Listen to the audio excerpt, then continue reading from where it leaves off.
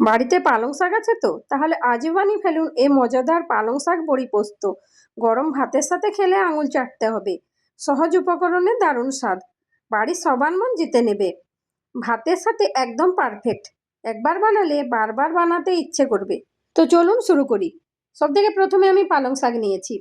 এখন শাকগুলো ভালো করে ধুয়ে নিয়েছি, যাতে কোনো ধুলোবালি না থাকে। এবার পালং শাকগুলো কেটে নিয়েছি। এবার একটা প্লেটে নিয়ে নেব 5 থেকে 6 চামচ পোস্ত, 4টে কাঁচা লঙ্কা আর 8 থেকে 10টা রসুনের কোয়া। এখন ওগুলো ভালো করে গ্রাইন্ড করে নেব। পেস্টটা সাইডে রেখে দেব। এখন কড়াইয়ে দিয়ে দেব সর্ষের তেল। তেল গরম হলে দেব বড়ি। আমি এখানে বিউলি বড়ি নিয়েছি। বড়িগুলো সোনালি রং হওয়া পর্যন্ত ভাজবো। গ্যাসের ফ্লেম থাকবে লো, না হলে পুড়ে যেতে পারে। ধীরে ধীরে নেড়ে ভাজতে হবে, যাতে সব দিক সমানভাবে ভাজা হয়। এতে বড়িগুলো ক্রিস্পি আর সুন্দর টেক্সচার পাবে। অতিরিক্ত তাপ হলে ভেতরটা শক্ত হয়ে যেতে পারে, তাই খেয়াল রাখবেন।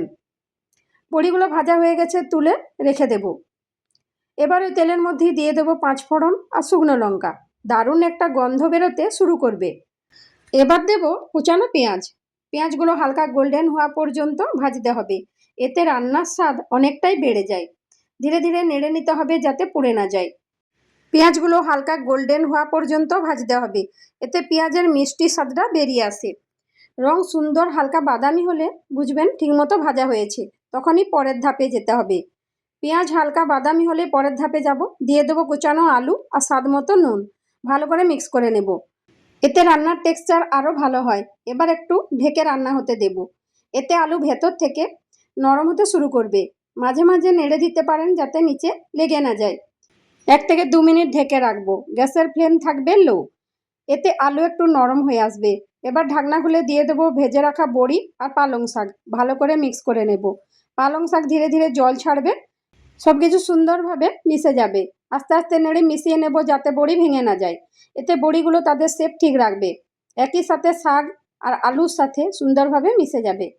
হালকা হাতে নাড়লে টেক্সচার ভালো থাকবে। এই স্টেপটা খুব গুরুত্বপূর্ণ, তাই ধীরে ধীরে করতে হবে। এবার দিয়ে দেবো কেটে রাখা টমেটো। ঢেকে কিছুক্ষণ রান্না হতে দেব, যাতে টমেটো নরম হয়ে যায়। টমেটো গলে গিয়ে হালকা টক স্বাদ অ্যাড করবে। এতে পুরো রান্নার ব্যালেন্সটা আরও ভালো হবে। মাঝে মাঝে ঢাকনা খুলে নেড়ে নিতে পারেন। এতে সব কিছু ভালোভাবে মিশে যাবে। নিচে লেগে যাওয়ার ভয় থাকবে না। টমেটো নরম হয়ে গেলে বুঝবেন ঠিকমতো রান্না হয়েছে। তখন রান্না থেকে সুন্দর একটা ঘ্রাণ বেরোবে। ঢাকনা খুলে এবার দিয়ে দেবো গ্রাইন্ড করা পোস্ত। ভালো করে মিশিয়ে নেব। পোস্ত ধীরে ধীরে রান্নার সাথে মিশে ঘন গ্রেভি তৈরি করবে। এতে একটা ক্রিমি টেক্সচার আসবে। পোস্তর বাটিটা সামান্য জল দিয়ে ধুয়ে সেটাও দিয়ে দেব।